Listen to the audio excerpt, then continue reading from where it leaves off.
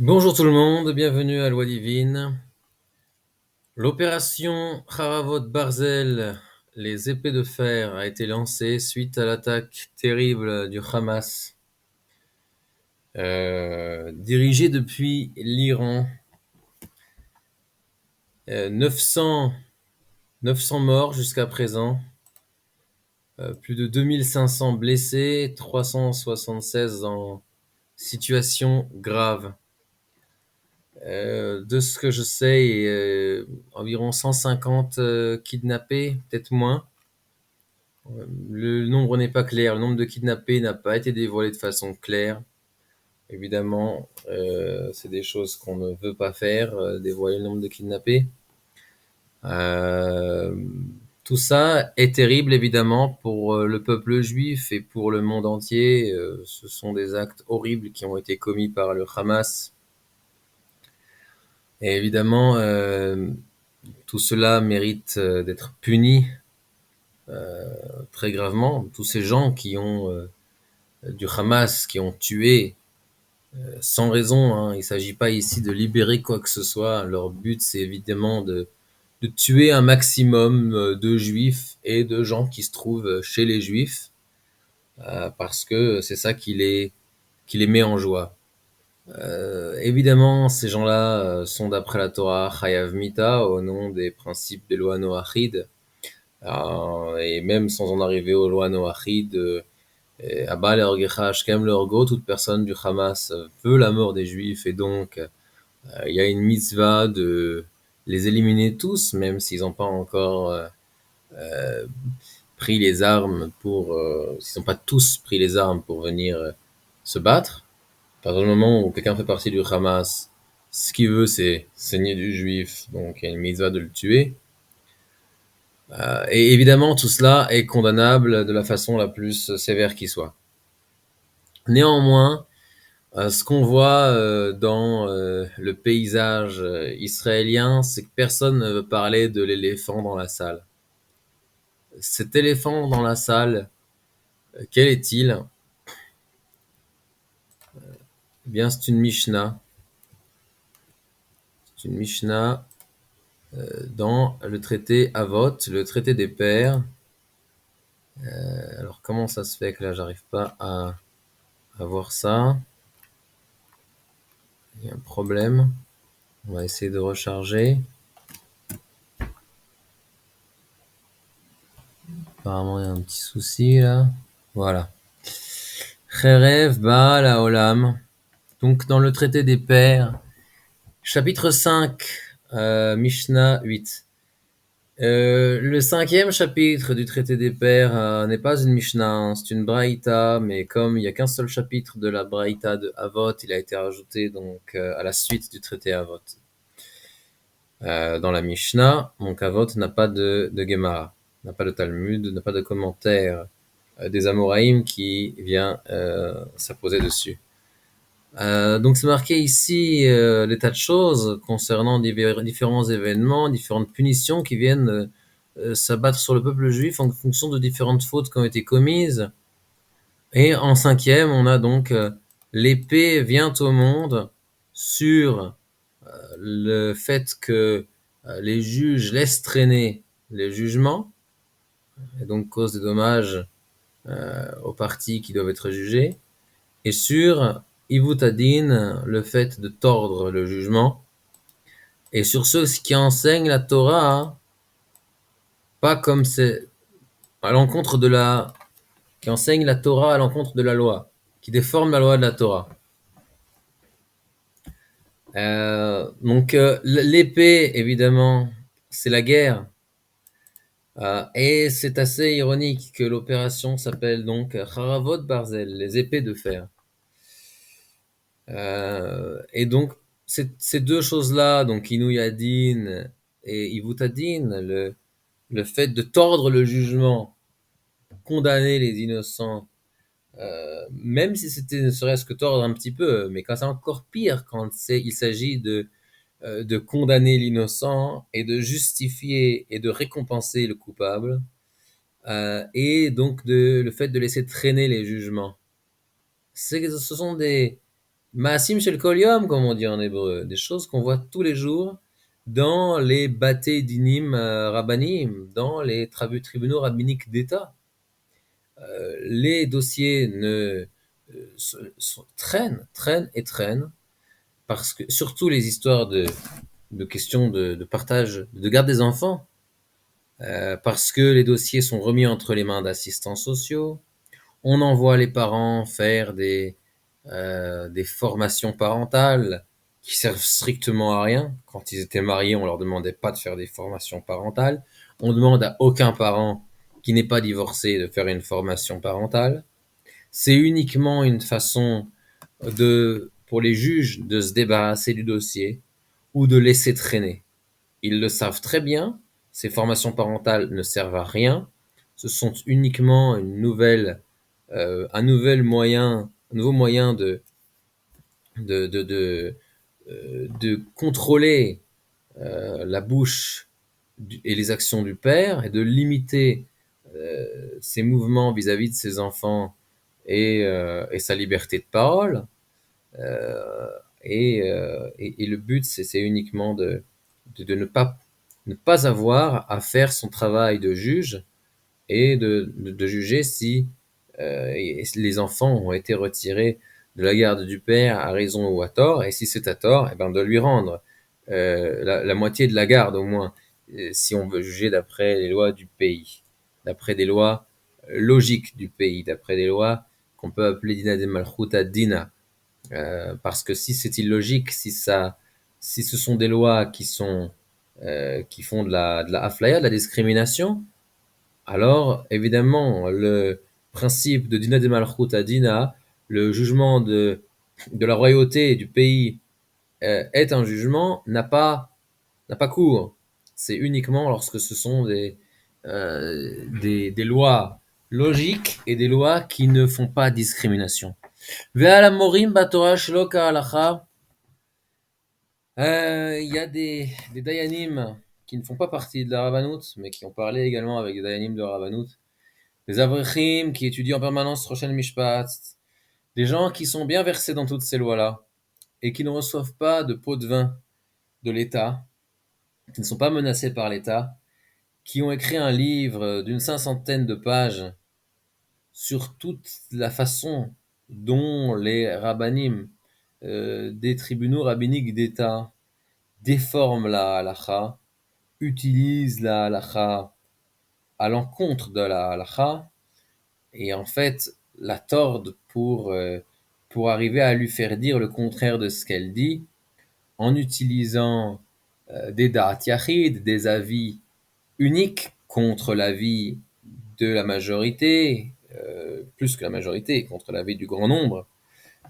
des avis qui ont été rejetés de la halacha par tous les décisionnaires qui sont venus après, pour inventer des nouveaux concepts ilchatiques, tels que Afkat Kiddushin, le fait de faire sauter le mariage pour permettre à la femme de se remarier puisqu'on n'arrive pas à obtenir un guet. Bien que ce concept existe dans le Talmud, dans la Gemara, il a été cité dans des cas très spécifiques. Et comme tout le monde connaît le concept, a entendu ce nom-là, alors les rabbinim de la rabbanout l'utilisent à tort et à travers dans des cas où il n'a pas été permis par les sages du Talmud.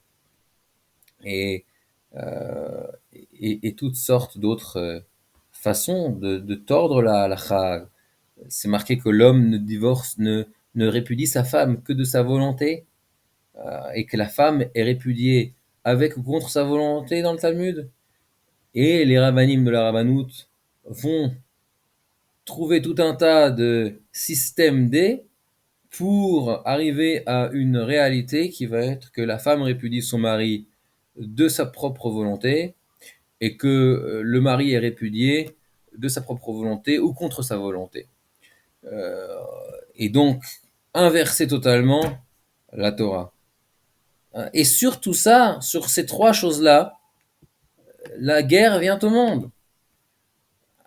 Et évidemment, c'est terrible ce qui se passe. Évidemment, c'est injustifiable. Évidemment, on ne veut pas que ça se produise. mais il faut pas non plus faire l'autruche et mettre la tête dans le sable, parce que une fois que la guerre sera terminée, est-ce que tout le monde va retourner à ses petites affaires et ne pas se soucier de traiter la racine du problème? Une fois qu'on aura traité le symptôme, alors ça y est, on va se réjouir et retourner à à nos festivités et à notre vie quotidienne, parce que il est là, elle est là la racine du problème. Et si on ne traite pas la racine du problème, le symptôme reviendra. Alors ça prendra peut-être 10 ans, 20 ans, en fonction de la miséricorde divine. Mais ça reviendra. Et c'est dommage que ça doive se reproduire. Et c'est pourquoi il est important de traiter ça. Et il y a également un deuxième sujet dont on ne parle pas. Et évidemment, je ne viens pas ici insinuer du tout que c'est le cas pour toutes les personnes qui ont été tuées. Loin de moi. Mais c'est une réalité qu'il faut prendre en compte. On est ici dans le Talmud, dans le traité Yebamot, page 78, folio B, et on a ici des Tanaïm, hein, puisque ça commence avec Rabbi Eliezer. Rabbi Eliezer, ici, qui nous parle. Ah, il y a toute une discussion, et on en arrive à une conclusion. Voilà, Rabbi Eliezer pense donc que les mamzerim ne peuvent pas survivre. Et Ravuna, donc Anamora, nous dit la même chose. Donc les Tanaïm, c'est du temps de la fin du second temple, et les Amoraïm, c'est donc quelques générations après la destruction du temple. 3 générations après, c'est la fin des Tanaïm, puisque Rabbi Eliezer, il voit la destruction du temple. Son élève Rabbi Akiva, euh, et il y a Rabbi Meir, et ensuite Rabbi. Après Rabbi, on passe aux Amoraïm, donc il y a 4 générations depuis la destruction du temple, donc 3 générations après la destruction du temple, de Tanaïm, et ensuite on passe aux Amoraïm. Donc on a un Amoraï ici qui nous explique effectivement, un mamzer ne peut pas survivre, mais pourtant, nous, on a enseigné, les mamzerim sont interdits de se marier avec les Israélites qui sont nés de père et de mère juives pour toujours. Rabbi Zera dit, il m'a expliqué, moi, ce qu'il a voulu dire, Rabbi Yehuda. Lorsqu'on sait que c'est un mamzer, il peut survivre. Lorsqu'on ne sait pas que c'est un mamzer, Dieu va le faire disparaître. Et ceux qu'on sait mais qu'on ne sait pas, c'est-à-dire les gens se méfient, mais ils vont finir par oublier que c'est une descendance de Mamzerim, jusqu'à 3 générations, Dieu laisse traîner, et après ça, eh bien, il les laisse pas survivre. C'est-à-dire qu'il les fait mourir par des accidents, des maladies, toutes sortes de choses. Et c'est ça la conclusion de la Gemara. Et avec tous les guettes forcées qui sont données à la Rabbanout, qui sont soit des guettes méroussées, soit des guettes mout'é, que les deux sont psulim deoraita, c'est-à-dire de la Torah, ils sont nuls et non avenus. Et donc, ça fait que la femme se retrouve avec un document qui n'a aucune valeur spirituelle. Et donc, elle va se remarier avec ça, et les enfants qu'elle aura de son deuxième ou troisième mari seront tous des mamzerim, et on se retrouve avec tout un tas de mamzerim en Israël. Et il faut bien les faire disparaître, ces gens-là. Alors évidemment, il y a tout un tas de façons de les faire disparaître. On n'est pas obligé d'amener la guerre pour ça. Et on espère que, et évidemment, il y a plein de gens innocents sûrement qui ont été tués et blessés. Néanmoins, c'est aussi une réalité. Troisième réalité, c'est le nombre d'hommes qui se suicident tous les ans en Israël pour des questions de divorce. parce qu'ils ont été pillés, leurs enfants leur ont été kidnappés avec l'aide de l'État, qui ensuite a décidé de récompenser la mauvaise femme qui a fait de la délation contre son mari, qui a dénoncé à l'État, que ce soit à tort ou à raison, et en général c'est à tort, c'est à faux, et qui a été récompensée par le Beit Din, elle va ensuite se voir attribuer euh, une partie, voire la majorité, voire toute la parnassa du mari, le salaire du mari via les pensions alimentaires. Donc elle va être récompensée qu'elle a fauté. Une faute qui rend passible de la peine capitale, je le rappelle, dans le Shulchan Aruch, Shin, Shin Pehet, Seiftet, si je me souviens bien. Et donc, ça se passe tous les jours. Et jusqu'à présent, avant cette guerre-là, avant cette opération du Hamas, en 20 ans, 23 ans de guerre d'Israël, on n'avait pas vu, pendant ces 23 ans-là, autant de morts par la guerre contre le terrorisme que chaque année, il y avait de maris qui se suicidaient à cause des divorces. Donc ça, c'est aussi une chose à prendre en compte. Et tout ça, n'affolait personne. Personne n'avait envie de se bouger ou de parler ou de faire quoi que ce soit. Et là, on voit tout le monde qui réagit, et a raison.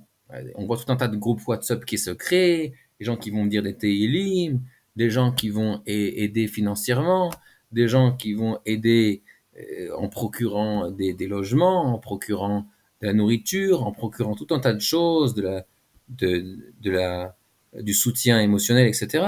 Et c'est très bien. C'est simplement dommage que ça n'ait pas été fait avant. Et tout cela aurait sûrement pu être évité. En tout cas, c'est comme ça que fonctionne la foi du peuple juif. Je vous laisse avec cette matière à réflexion et à une prochaine fois.